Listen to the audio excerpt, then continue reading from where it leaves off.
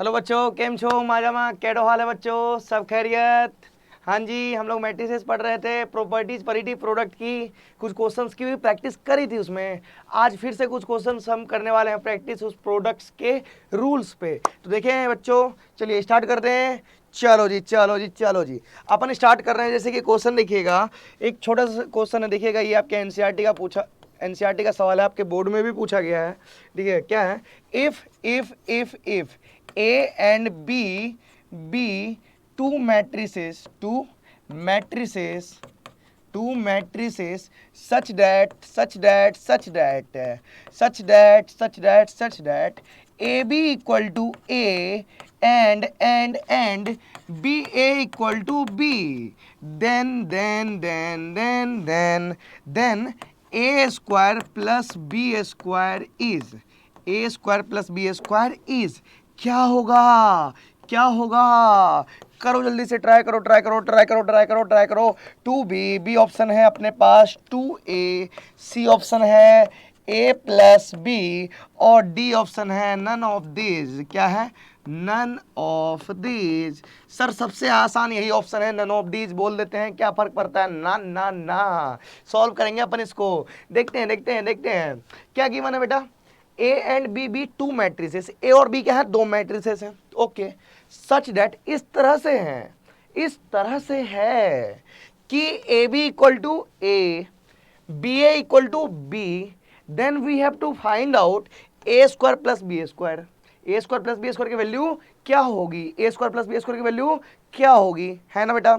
सबसे पहले क्वेश्चंस को एनालिसिस करो, क्वेश्चन में डाटा क्या क्या है। मेरा तो ये है क्वेश्चन का पार्ट। सबसे पहले आपको समझ में आना चाहिए क्वेश्चन क्या है। This is the question, A square plus B square, ये होगी क्या, ये क्वेश्चन है। ऊपर डेटा देखो क्या क्या है। डेटा में एक चीज दिया है, ए बी इक्वल टू ए है, एंड बेटा जी और क्या दिया है, बी ए इक्वल टू क्या गिवन है, बी दिया है। क्या दिया है? बी दिया है। डार्लिंग एक बार बताओ, ए स्क्वायर निकालना है, किसकी वैल्यू निकालेंगे? ए स्क्वायर निकाल लेंगे और बी स्क्वायर निकाल लेंगे, दोनों को ऐड कर देंगे तो क्या पता चल जाएगा? ए स्क्वायर प्लस बी स्क्वायर क्या होगा? क्या समझ में नहीं आ रही बात? हाँ जी, ए स्क्वायर की वैल्यू निकाल दो, बी स्क्वायर की वैल्यू निकाल दो, फिर दोनों को ऐड कर दो तो क्या बोलोगे? ए स्क्वायर प्लस बी स्क्वायर, यही होगी। हाँ जी, चलिए ए स्क्वायर प्लस बी स्क्वायर कैसे निकालेंगे? जाने मन, देखो ए बी की वैल्यू कितनी है? ए है। बी ए की वैल्यू कितनी है? बी है। मेरे को चाहिए क्या? A square. क्या चाहिए? A square. और क्या चाहिए? B square. फिर दोनों को क्या कर देंगे? ऐड। क्या मिल जाएगा? ए स्क्वायर प्लस बी स्क्वायर। चलिए देखते हैं ए स्क्वायर कैसे बनेगा। कहीं ना कहीं कभी ना कभी तो मिलोगे कहीं पे। देखो ए बी की वैल्यू कितनी है? ए है। बेटा ए स्क्वायर लाने के लिए हम ऐसा कर सकते हैं कि, देखना तो बेटा, यहाँ ए बी है तो हम ए को ऐसे रखे, बी के जगह अगर मैंने बी के जगह क्या लिख दिया? बी ए। क्या लिख सकते हैं? वी कैन राइट दिस और नॉट? ओ बोलो ना यार। इधर कितनी आ गई? ए। कितनी आ गई? ए। अब ये ए बी क्या हो जाएगा? यहाँ हो जाएगा ए बी इंटू ए बराबर ए। और मेरी जान, मेरे बच्चा, मेरे सोना, मेरे बाबू, देखो ए बी की वैल्यू कितनी है? ए है कि नहीं है? यहाँ ए डाल देंगे तो कितना आएगा? क्या मेरे को ए स्क्वायर बराबर ए मिल गया कि नहीं मिला? क्या ए स्क्वायर की वैल्यू ए आ गई? हाँ जी बोलो जी, आया कि नहीं आया? अब डार्लिंग ठीक उसी तरह बी स्क्वायर की वैल्यू निकाल लेते हैं। यहाँ से देखो बी ए कितना है, बी ए की वैल्यू है बी, बी ए की वैल्यू है बी। अब जाने मन एक बार बताओ, बी स्क्वायर निकालना है। क्या निकालना है? B square. तो यहाँ से बी एज इट इज देखो, ए के जगह क्या लिख सकते हैं? ए इंटू बी। ए की जगह लिख दिया मैंने ए इंटू बी इक्वल टू क्या हो गया? बी। क्या हो गया? बी। अब बेटा ये बी इंटू ए क्या हो जाएगा? बी, और इंटू बी है ही। क्या यहाँ बी स्क्वायर बराबर बी दिखा कि नहीं दिखा? हाँ जी बोलो जी, आया जी? नहीं आया, नहीं आया, नहीं आया, नहीं आया, नहीं आया, नहीं आया, नहीं आया, नहीं आया, नहीं आया, नहीं आया। 1 और 2 दोनों को जोड़ दो तो मेरे को क्या मिल गया? दोनों को ऐड कर देते हैं, A square plus B square equal to A square की वैल्यू ए, क्या आ जाएगी? A plus B. उई माँ, आ गया आंसर। कितनी आ गया आंसर? सी। कितनी आ गया आंसर? सी। क्या आ गया आंसर? सी। नेक्स्ट क्वेश्चन देख ले, नेक्स्ट क्वेश्चन देख ले, नेक्स्ट क्वेश्चन देख लेते हैं। चलो देखो फटाफट फटाफट फटाफट। क्वेश्चन है कुछ इस तरह से, कुछ इस तरह, तेरी पलके मेरी पलकों से मिला रे। क्वेश्चन सॉल्व कर ले गधे कहीं के। हाँ, गाने पे ध्यान जा रहा है सबका। देखो यहाँ देखो, find find find find matrix A such that okay, such that क्या दिया बेटा?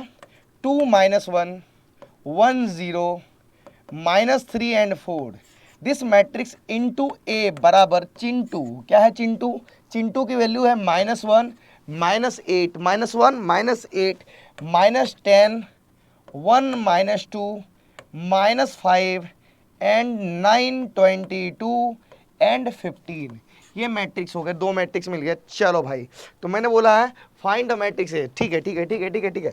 अब मेरी जान मेरे बच्चा मेरे सोना मेरे बाबू, देखो क्या दिया हुआ है, find matrix A, find the matrix A, मतलब मुझे ए मैट्रिक्स निकालनी है, क्वेश्चन तो ये है, क्या ये क्वेश्चन है, फाइंड मैट्रिक्स ए मैट्रिक्स की वैल्यू बतानी है, ठीक है ठीक है ठीक है। और ये क्या है, इंफॉर्मेशन है, ये डेटा है जो क्वेश्चन में हमें मिला हुआ है, जो डेटा हमें क्वेश्चन ने प्रोवाइड किया है, मतलब ये एक इंफॉर्मेशन है, इसको सही डायरेक्शन में यूज करना है और आंसर मिल जाएगा हमें, है कि नहीं, है कि नहीं। चलो देखो यहाँ देखो, ए निकालना है बेटा जी, सुनना मेरी बात, क्या यहाँ इक्वलिटी ऑफ मैट्रिक्स का कुछ कॉन्सेप्ट दिख रहा है, दो मैट्रिक्स देखो इक्वल है, यहाँ एक मैट्रिक्स है यहाँ एक मैट्रिक्स है, ए भी तो एक मैट्रिक्स रहा होगा, ए इंटू ए कर देंगे, फिर सारे एलिमेंट को इक्वेट कर सकते हैं कि नहीं कर सकते हैं, सारे एलिमेंट को इक्वेट कर सकते हैं कि नहीं कर सकते हैं। सबसे पहले मेरे को एक बार बताओ, एक मैट्रिक्स में क्या क्या होता है, पहले भी बातें कर रखी हमने इस पे।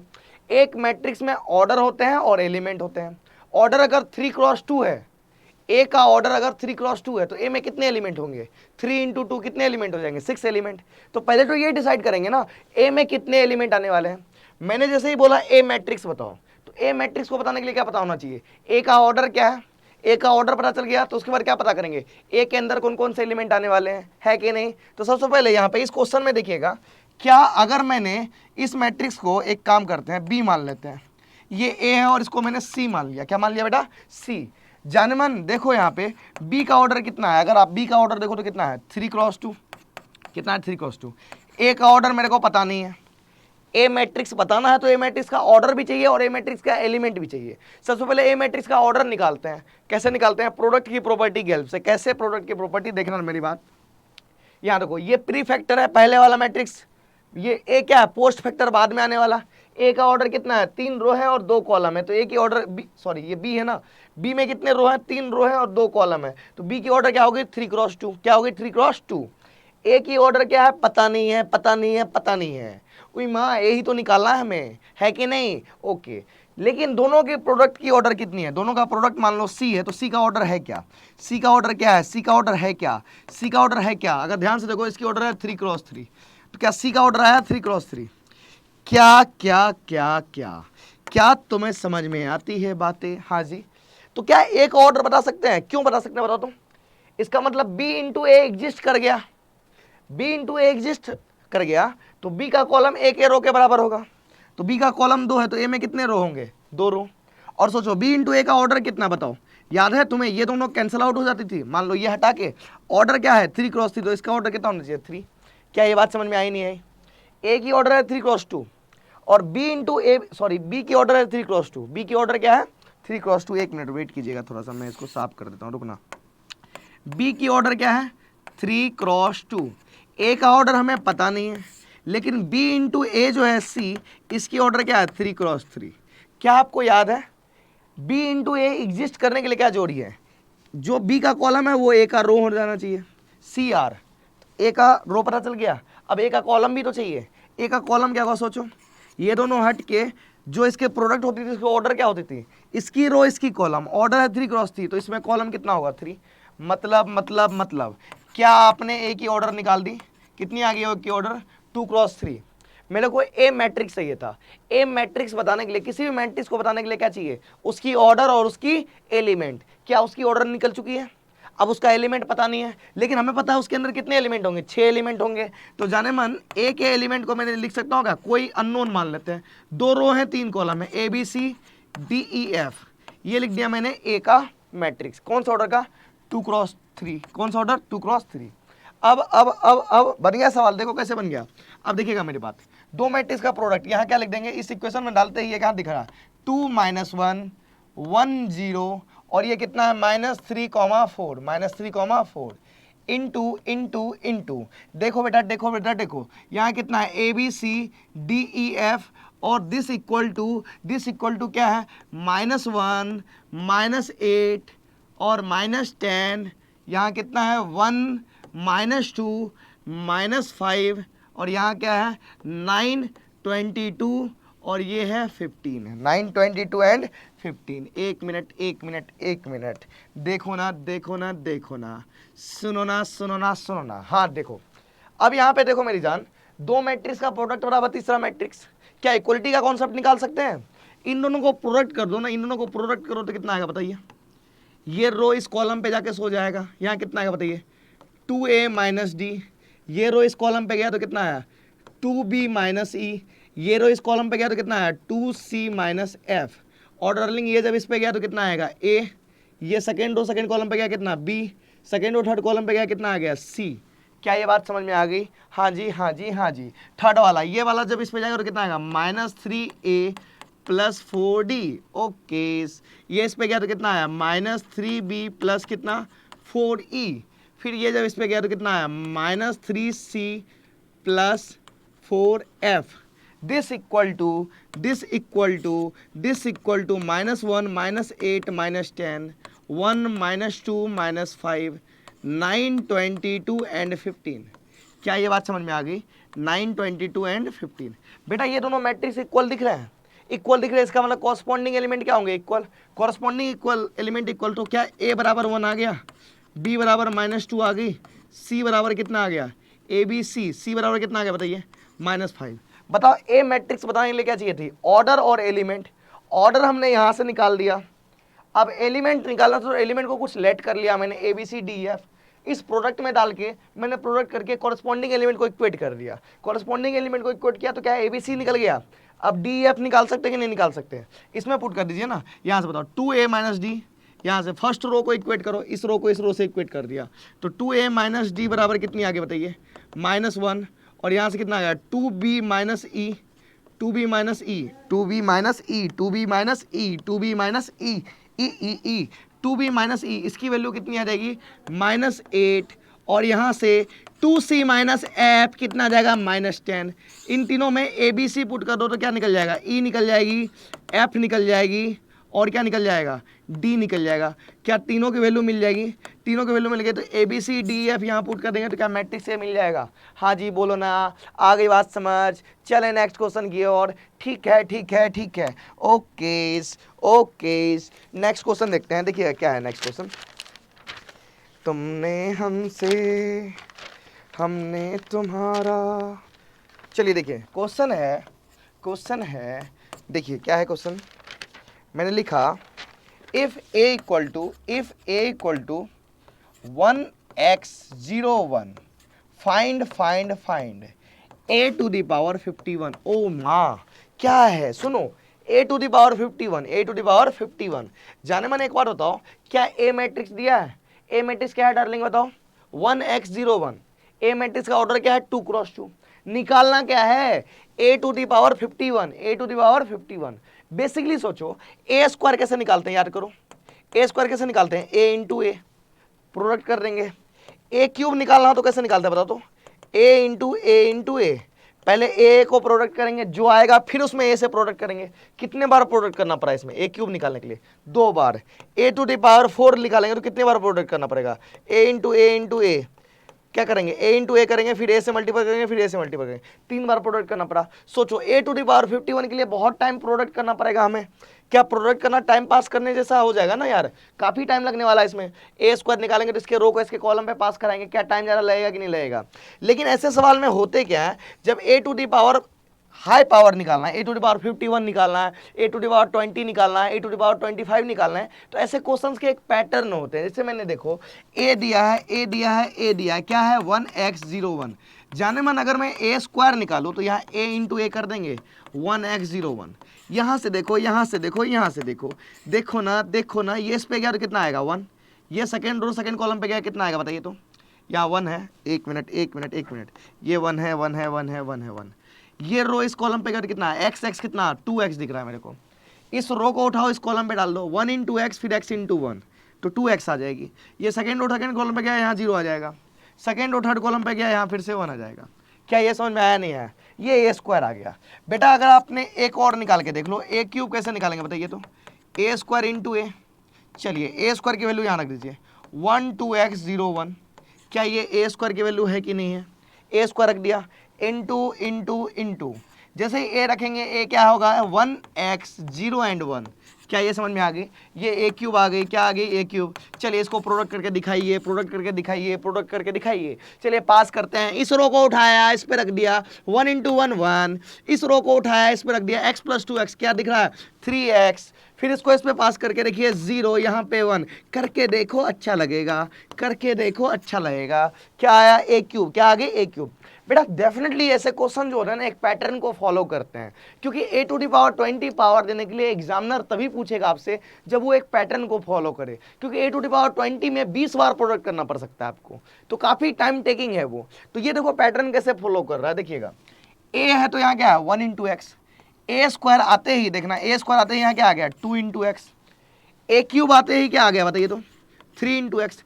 क्या ये एक पैटर्न को फॉलो कर रहा है? इट मीन्स हम यहाँ से थोड़ी थोड़ी बरसात करा दिया हमने, मुझको बरसात बना दे, एक लंबी आस बना दे, अपने जज्बात बना दे। हाँ तो ए टू द पावर 51 क्या होने वाला है? ए टू द पावर 51 क्या होने वाला है? ए टू द पावर 51 क्या होने वाला है? यहाँ से यहाँ से यहाँ से यहाँ से यहाँ से ए टू द पावर 51 अगर मैं लिखूँ कुछ ऐसा एक पैटर्न को फॉलो करा दिया 101 यहाँ 51 इंटू एक्स, क्या ये सत्य है? क्या ये सत्य है? यही सत्य है, बाकी सब भ्रम है। यही सत्य है, बाकी सब भ्रम है। ए टू द पावर 61 लग रहा है क्या? ये 51 है, 51 है, 51 है, 51 है, 51, यहाँ 151 इंटू एक्स। अरे यार ये बार बार क्या हो जा रहा है, एक मिनट रुक जाओ। ये है 51 इंटू एक्स, 51 इंटू एक्स, तो ये लिख दिया मैंने ए टू द पावर 51। तो ध्यान रखेंगे ऐसे पैटर्न जब भी दिखे आपको A to the power 12, A to the power 13, तो हड़बड़ाने की जरूरत नहीं है। आप ए स्क्वायर निकालो, ए क्यूब निकालो, इतने में आपको पैटर्न दिख जाएगा। कई बार पैटर्न नहीं दिखते हैं तो उसके तरीके अलग होते हैं। ए टू द पावर 9 हो ना, तो आप ए इंटू ए करके मत निकालो 9 टाइम्स, ए क्यूब निकाल दो। क्या निकाल दो? ए क्यूब। ए क्यूब निकाल दिए, अब ए क्यूब इंटू ए क्यूब करो तो ए टू द पावर 6 आ जाएगा, फिर ए टू दी पावर 6 में ही ए क्यूब से मल्टीपल कर दीजिए तो ए टू दी पावर 9 आ जाएगा। लेकिन मोस्ट ऑफ द केसेस में आपको दिख जाएंगे पैटर्न। जैसे ए टू दी पावर 51 दिया, आपने ए स्क्वायर निकाला, ए क्यूब निकाला, दिख गया पैटर्न, तो ए टू दी पावर 51 भी हमने उसी हिसाब से लिख दिया। चले नेक्स्ट क्वेश्चन, चलिए नेक्स्ट देखते हैं, नेक्स्ट देखते हैं, नेक्स्ट देखते हैं। चलो आ जाओ आ जाओ आ जाओ आ जाओ आ जाओ आ जाओ आ जाओ मेरे वीरों, तुमको सुनाओ ऐसी कहानी। एक था क्वेश्चन, एक थी सॉल्यूशन, मेरी रानी रानी। देखिए लेट ए ए ए ए ए, है ना? अच्छा लाइन था। चलो देखो, आओ मेरे वीरों तुझको सुनाऊं एक ऐसी कहानी, एक थी क्वेश्चन और सॉल्यूशन है मेरी रानी रानी। पटा लो इस रानी को, सॉल्यूशन को पटाना है बस, क्वेश्चन तो बन ही जाना है। And and and and and बेटा ए मैट्रिक्स क्या है 2 3 -1 2। और जाने मानी यहाँ से बताओ क्या एफ एक्स की वैल्यू दे रखी है? क्या दे रखी है डार्लिंग बताओ? X square minus 4x plus 7, that is our F X square. तो देखिएगा बोर्ड में क्या है सवाल, देन सो डेट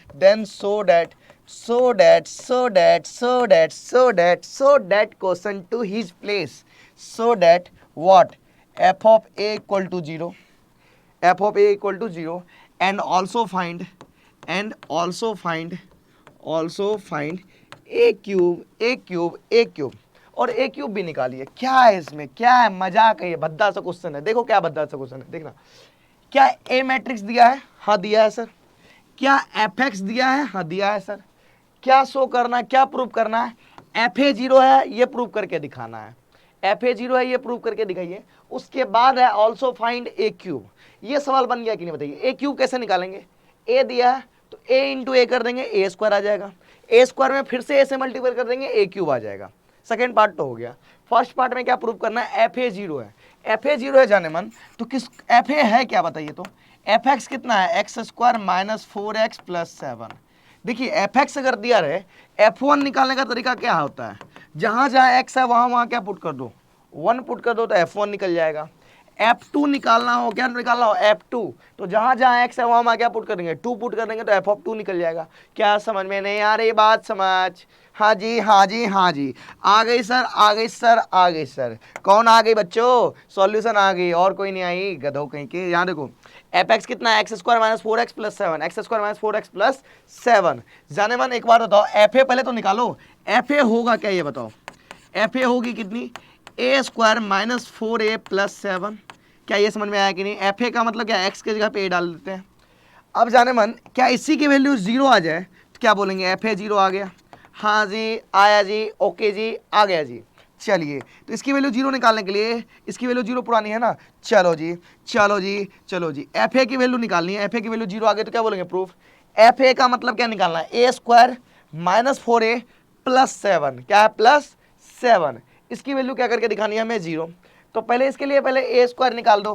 तो ए स्क्वायर क्या होगा डार्लिंग, बताइए मेरे को। ए स्क्वायर की वैल्यू क्या होगी, ए कितनी है, 2 3 माइनस 1 2, फिर से 2 3 माइनस 1 2। ए स्क्वायर का मतलब ए इंटू ए। चलो डार्लिंग क्या आ जाएगा, ये इस पे पास किया तो 2 दूनी 4 माइनस 3 कितना आ गया, 1, है ना। फिर इस रो को इस पे पास कर दिया तो 6 6 कितना आ गया, 12।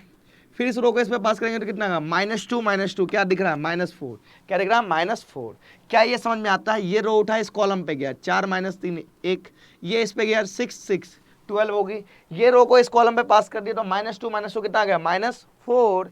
ये रो इस कॉलम पे गया तो कितना आ गया, -3 + 4 कितना आ रहा है वैल्यू, 1। कितनी आ रही है वैल्यू, 1 1 1 1 1 1 1।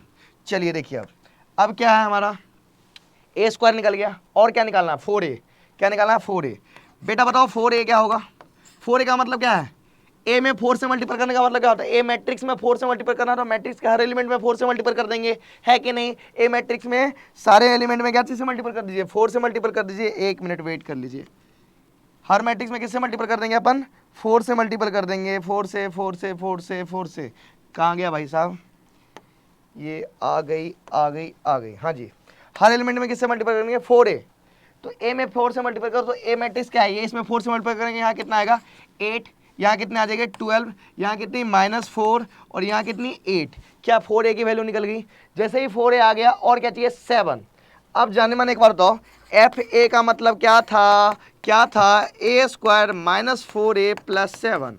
चलिए यहाँ पे रखिए तो ए स्क्वायर कितना आ रहा है, ए स्क्वायर की जगह क्या आ जाएगा बताइए, 1 12 -4 एंड 1 -4a 4a की वैल्यू क्या दिख रही है आपको, 8 12 -4 8। बेटा ये 7 है, देखना ये 7 जो लिखा है ना, मतलब क्या इसको 7i लिख सकते हैं। आ रही है मेरी बात समझ, क्यों लिख सकते हैं बताओ, सोचो। अगर ये क्वेश्चन है तो क्या 7 एक मैट्रिक्स में, ये 7 एक न्यूमेरिकल वैल्यू है, क्या ये न्यूमेरिकल वैल्यू मैट्रिक्स में ऐड हो सकती है, नहीं हो सकती। एक मैट्रिक्स में तो एक मैट्रिक्स ही ऐड हो सकता है। यहाँ 7 है, इसका मतलब समझ में आ रहा है आपको, ये क्या है, ये 7 का मतलब यहाँ पे 7i है। ये जो 7 लिखा है ना सिर्फ बेटा, ये मैट्रिक्स है, ये मैट्रिक्स है, मतलब यहाँ भी मैट्रिक्स होना चाहिए। 7 कुछ नहीं है तो आई मान लो, आइडेंटिटी मैट्रिक्स। तो चलिए यहाँ पे क्या आ जाएगा बताइए, तो 7i का मतलब 7i का मतलब 7i का मतलब 7i का मतलब, देखो देखो देखो देखो देखो देखो देखो, हाँ जी 7i कितना होगा यहाँ बताइए, 7 0 0 एंड 7 7i रख दीजिए, इसको ऐड कर दीजिए, एफ ए आपको क्या दिख जाएगा, 0 दिख जाएगा। क्या दिख जाएगा, देखो 1 -8 + 7, यहाँ करके देखो ये भी 0 0 0 एंड 0 दिखा, 0 दिखा मतलब क्या आ गया, 0 आ गई। एफ ऑफ ए की वैल्यू कितनी आ गई, 0, और ए क्यूब तो आप फाइंड आउट कर ही सकते हो। क्या यहाँ तक बातें क्लियर है, हाँ जी हाँ जी हाँ जी हाँ जी, ओकेज ओकेज ओकेज, क्लियर है यहाँ तक बातें। चलिए देखिए अब नेक्स्ट क्वेश्चन है, जैसे हमने क्वेश्चन लिखा फाइंड जैसे सवाल है the set of the value of theta, the value of, ऐसा लिख रहा हूँ मैं, the value of theta for which the matrix cos theta sin theta minus sin theta and cos theta whole square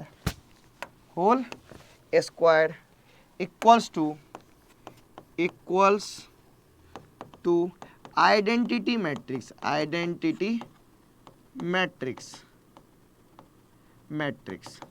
A option है pi, B में है 2 पाई, सी है 3 पाई, D है नन ऑफ दिस। यहाँ लिख दिया मैंने नन, क्या लिख दिया, नन, मतलब नन ऑफ दिस। चलिए देखिए सवाल देखते हैं क्या सवाल है, देखिएगा ध्यान से। The value of theta, theta की वैल्यू निकालनी है, किसकी वैल्यू निकालनी है बेटा, द वैल्यू ऑफ थीटा की वैल्यू निकालनी है, for which the matrix this, ये एक मैट्रिक्स है कि नहीं बताइए, इसका स्क्वायर है, इस मैट्रिक्स का square is equal to identity matrix. क्या इक्वलिटी का कंडीशन यहां भी लगने वाला है? क्या बोलना चाह रहा है इसका मतलब देखिएगा, ये मैट्रिक्स है, कौन सा मैट्रिक्स है, इसका स्क्वायर मतलब कि ना cos theta sin theta minus sin theta और यहाँ कितना है कॉस थीटा, इसका whole square equal to identity matrix. किसके इक्वल है? This is equal to identity matrix. तो आइडेंटिटी मैट्रिक्स का ऑर्डर भी वही लेंगे जिस ऑर्डर का मैट्रिक्स पहले से यूज हो चुका है। कौन से ऑर्डर का मैट्रिक्स है? 2x2। तो 2x2 का आइडेंटिटी मैट्रिक्स यहाँ ले लेते हैं 0 एंड 0। क्या ये दोनों इक्वल है? अब इक्वलिटी ऑफ मैट्रिक्स लगा सकते हैं। इक्वलिटी ऑफ मैट्रिक्स लगाने के लिए पहले इसके स्क्वायर को ब्रेक कर देंगे, इसके स्क्वायर को ब्रेक करके एलिमेंट को इक्वेट कर दीजिए, किसकी वैल्यू आ जाएगी? थीटा की वैल्यू आ जाएगी। तो अगर मैंने इसके स्क्वायर को ब्रेक किया बेटा, देखो देखो देखो देखो देखो देखो देखो, कॉस थीटा यहाँ कितना है, साइन थीटा यहाँ कितना है, माइनस साइन थीटा, और यहाँ कितना है कॉस थीटा, इसका क्या है होल स्क्वायर। होल स्क्वायर का मतलब क्या होता है? इसी चीज को दो बार लिख के प्रोडक्ट कर दीजिए, दो बार लिख लेते हैं, दो बार लिख लेते हैं। यहाँ से फिर क्या लिखेंगे?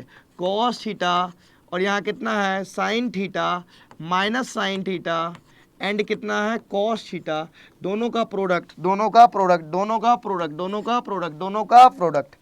हाँ, प्रोडक्ट इक्वल टू कितना है 1 1 0 एंड 0। क्या ये बात समझ में आ गई? हाँ जी हाँ जी हाँ जी। चलिए इसका प्रोडक्ट करके देखते हैं बेटा जी। ये रो उठा इस कॉलम पे गया तो कितना आ गया cos square theta minus sine square theta. मेरे को दिख गया कॉस स्क्वायर थीटा माइनस कितना दिख गया साइन स्क्वायर थीटा। ये उठा इस पे गया तो कितना आया साइन इंटू कॉस, फिर sine into cos, 2 sine theta into cos theta, 2 sine theta into cos theta. है ना जाने मन? है ना जाने मन? बोलो ना बोलो ना बोलो ना बच्चों। हाँ जी हाँ जी हाँ जी। ओके, ये बेटा इसमें पास करो तो minus sine cos minus sine cos, तो -2 sine cos minus 2 sine theta into कितना कॉस थीटा। इसको इस पे पास कराइए तो कितना होगा minus sine square theta plus cos square theta. क्या इसको लिख सकते हैं कॉस स्क्वायर थीटा माइनस कितना साइन स्क्वायर थीटा। और डार्लिंग यहाँ पे कितना है बताइए 1 0 0 एंड 1, 1 0 0 एंड 1। बेटा जी देखो जी, इसको क्या लिखेंगे cos square theta minus sine square theta कितना cos 2 theta, 2 sine theta into cos theta क्या होता है साइन 2 थीटा। कितनी हो जाती है वैल्यू साइन 2 थीटा। यहाँ पे क्या हो जाएगा minus 2 sine theta cos theta कितना हो जाएगा माइनस साइन 2 थीटा। यहाँ पर भी क्या दिखा हमें cos 2 theta. This is equal to 1 0 0 and 1। क्या कॉरेस्पॉन्डिंग एलिमेंट को इक्वेट कर दें? दो मैट्रिक्स इक्वल है मतलब कॉरेस्पॉन्डिंग एलिमेंट क्या होगी इक्वल्स होगी। कॉरेस्पॉन्डिंग इक्वल एलिमेंट इक्वल मतलब कितना कॉस 2 थीटा बराबर 1, ये 1 के बराबर, साइन 2 थीटा 0, ये भी इक्वेट करेंगे तो ये भी 0। कोई फर्क नहीं, एक ही बात को दो बार लिखने का कोई मतलब है नहीं। हमने इन दोनों को लिख दिया तो साइन 2 थीटा भी क्या लिख दिया बताइए साइन 2 थीटा कितना आ गया 0, ये इसके बराबर और ये इसके इक्वल। इसको फिर से इसके इक्वल करेंगे तो वही बात फिर से लिखेंगे cos 2 थीटा बराबर 1 लिखेंगे। फिर से लिखने की जरूरत नहीं है, एक बार लिख चुके हैं। क्या ये बातें समझ में आ रही है? हाँ जी हाँ जी हाँ जी हाँ जी हाँ जी। देखो देखो देखो, यहाँ से मैंने लिखा cos 2 थीटा इक्वल टू कितना 1, cos 2 थीटा इक्वल टू 1 और sin 2 थीटा इक्वल टू 0। इसको इक्वेट करेंगे तो फिर से वही बात होगी। और cos 2 थीटा बराबर 1 तो हमने लिख चुका है, लिख रखा है पहले ही। चलिए इन दोनों का क्या इंटरसेक्शन, थीटा की वैल्यू कैसे निकलती थी याद करो। अननोन की वैल्यू जब निकालते थे कॉरेस्पॉन्डिंग एलिमेंट इक्वेट करने पर जो कॉमन वैल्यू आती थी वही क्या होती थी आंसर होती थी हमारी। दो मैट्रिक्स अगर इक्वल है, दो मैट्रिक्स अगर इक्वल है तो दोनों मैट्रिक्स के कॉरेस्पॉन्डिंग एलिमेंट को क्या कर देते थे अपन इक्वेट कर देते थे। दो मैट्रिक्स अगर इक्वल है मेरे भाई, दो मैट्रिक्स अगर इक्वल है तो दो मैट्रिक्स के इक्वल होने का मतलब क्या होता है कॉरेस्पॉन्डिंग एलिमेंट्स क्या होगी इक्वल होगी। तो सारे कॉरेस्पॉन्डिंग एलिमेंट को इक्वेट करने पर जो अननोन की वैल्यू आ रही थी उसमें कौन सी वैल्यू लेते थे अपन कॉमन वैल्यू लेते थे। क्या लेते थे कॉमन वैल्यू। तो इन दोनों को इक्वेट किया तो यहाँ भी थीटा आ रहा है, यहाँ भी थीटा आ रहा है, तो थीटा की कौन सी वैल्यू सेटिस्फाई होगी थीटा की वही वैल्यू सेटिस्फाई होगी जो दोनों को सेटिस्फाई करे, इसे भी और इससे भी, दोनों को सेटिस्फाई करे। तो मेरी जान मैंने पाए उठाया, क्या उठाया पाए, पहला ऑप्शन पाए रखो तो cos 2 पाए 1 होता है, हाँ होता है। यहाँ भी sin 2 पाए 0 भी होता है। क्या ये पाए वाला कंडीशन दोनों को सेटिस्फाई कर दिया तो पाए भी आंसर होगा। 2 पाए रखो तो यहाँ कितना आएगा 4 पाए 1 होता है। cos इवन इंटू पाए 1 होती है, cos ऑड इंटू पाए -1 होती है ना। जैसे cos 3 पाए लिखो तो वैल्यू क्या होगी -1, cos 5 पाए क्या होगी वैल्यू -1। लेकिन cos 6 पाए लिख दो तो इवन इंटू पाए है ना तो वैल्यू +1 हो जाएगी। और sin n पाए 0 होता है, मतलब साइन में कोई भी रखो ऑड रखो या इवन रखो, n पाए क्या होती है वैल्यू 0 होती है। ये आपने ट्रिगो में पढ़ा होगा क्लास 11th में, ठीक है। तो यहाँ से हमने जैसे पाए रखा तो cos 2 पाए, इवन पाए तो 1, और ये पाए जब यहाँ रख देंगे तो sin 2 पाए वैल्यू तो क्या है 0, पाए भी सेटिस्फाई। 2 पाए रखो तो यहाँ से 2 पाई उठाया, यहाँ cos 2 इंटू 2 पाई कितना आ गया, cos 4 पाई 1 होता है, यहाँ पर भी 4 पाई 0 होती है, तो ये भी सेटिस्फाई हो गया। 3 पाई भी रखोगे तब भी सेटिस्फाई होगा। 3 पाई रखे तो यहाँ कितना आएगा, cos 6 pi, 6 is the even number, तो cos 6 पाई की वैल्यू 1 और यहाँ sin 6 पाई 0, ये भी सेटिस्फाई कर दिया। तो ए बी एंड सी तीनों आंसर है हमारे, ए बी एंड सी तीनों क्या है हमारे आंसर है। क्या यहाँ तक बातें क्लियर होगी? हाँ जी, ठीक है। तो आज के क्लास में इतना ही, मिलते हैं नेक्स्ट क्लास में नए पार्ट के साथ। हमने प्रोडक्ट की बातें कर ली, अब हम कुछ और टाइप्स के और मैट्रिक्स पढ़ेंगे। जैसे अपना टाइप्स ऑफ मैट्रिक्स पढ़ा था, क्या पढ़ा था, टाइप्स ऑफ मैट्रिक्स। वो जो टाइप्स थे ना बेटा, वो किस पे डिपेंड कर रहे थे, ऑर्डर पे और एलिमेंट पे। ऑर्डर एक और m बराबर n होता था तो स्क्वायर मैट्रिक्स हो जाती थी, m not equal to n थी तो रेक्टेंगुलर मैट्रिक्स हो रही थी, m इक्वल टू 1 था तो मतलब एक ही रो था तो उसे रो मैट्रिक्स बोलते थे, n 1 था तो उसे क्या बोलते थे, कॉलम मैट्रिक्स। तो ये ऑर्डर से डिसाइड हो रही थी मैट्रिक्स की टाइप। फिर एलिमेंट पे भी डिसाइड किया था मैंने, सारे एलिमेंट 0 हो जाए तो जीरो मैट्रिक्स बोलते हैं, डायगोनल एलिमेंट 1 हो जाए और नॉन डायगोनल एलिमेंट 0 हो जाए और मैट्रिक्स स्क्वायर है तो उसे आइडेंटिटी मैट्रिक्स बोलते हैं। तो अभी जो अपने मैट्रिक्स के टाइप्स देखे ना बेटा, वो किसके बेसिस पे देखे थे, ऑर्डर और एलिमेंट्स की बेसिस पे। फिर हमने एडिशन देखा, सब्ट्रैक्शन देखा, मल्टीप्लिकेशन देखा, डिवीजन नहीं देखा, डिवीजन वही इनवर्स में देखेंगे। ये अभी पढ़ेंगे कुछ और टाइप, ट्रांसपोज वगैरह कैसे निकालते हैं, मैट्रिक्स का ट्रांसपोज, वहां क्या होता है, रो कॉलम हो जाती है, कॉलम रो हो जाती है। तो ये जितने भी बातें थी अपने प्रोडक्ट पे, उसकी प्रैक्टिस कर ली। आप एनसीईआरटी एक्सरसाइज अपने उठाइए और एनसीईआरटी की एक्सरसाइज बनाइए। 3.1 है आपका, 3.1 एंड 3.2 सॉल्व कीजिए एनसीईआरटी से, ठीक है, मैट्रिसेस के। ठीक है, आज के लिए इतना ही, मिलते हैं नेक्स्ट क्लास में नए दौर के साथ, नए एनर्जी के साथ। तब तक के लिए नमस्कार, बाय बाय, टाटा बच्चों, टाटा।